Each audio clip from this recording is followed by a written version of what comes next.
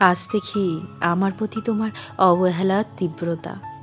এখন আমায় খুব বিরক্ত লাগে, তাই না? খুব অবহেলা করছো আমায়।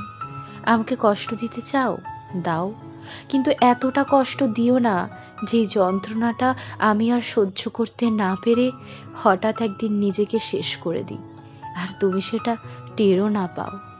সেদিন আমি তোমায় ভালোবাসার আগে সত্যিই বুঝিনি যে তুমি একদিন অন্য কাউকে ভালোবেসে আমায় এতটা দূরে সরিয়ে দেবে।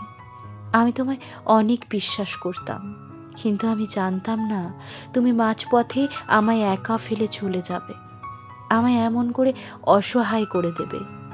চোখটা খুলে ভেবেছিলাম সবটা স্বপ্ন, কিন্তু বুঝলাম তোমার সাথে কাটানো এতগুলো সুখের দিন ছিল আমার জীবনে স্বপ্ন, যে স্বপ্ন আর ফিরে আসবে না কখনো।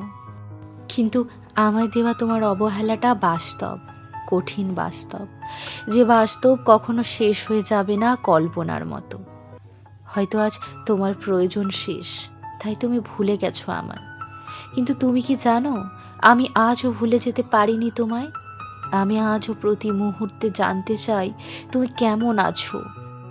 যখন জানতে পারি আমি বিনাই তোমার দিন চলে যায়, তখন কান্না আসে, আর ভাবি কই তুমি বিনা আমার কেন দিন চলে না অন্য কারো সাথে। আমি কেন ভাবি তোমার কথা আজও, কই তুমি তো আমার কথা একটি বারও ভাবো না। আসলে যে চলে যায় সে আর ফেরে না, তাই না? আমিও যদি কখনো চলে যাই আর ফিরে আসবো না তোমার কাছে, কারণ তুমি কি জানো হারিয়ে যাওয়া মানুষগুলোকে আর কখনো ফিরে পাওয়া যায় না। তুমিও আর সেদিন আমায় ফিরে পাবে না।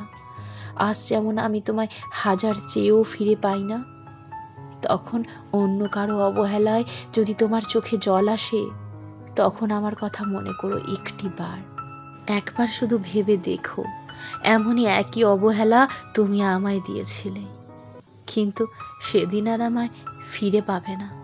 তখন আর মনে করেও কোনো লাভ নেই, কারণ সেদিন আর আমায় ফিরে পাবে না। কারণ আমি সত্যিই খুব ক্লান্ত তোমার জন্য কষ্ট পেতে পেতে। আমি সত্যিই খুব ক্লান্ত।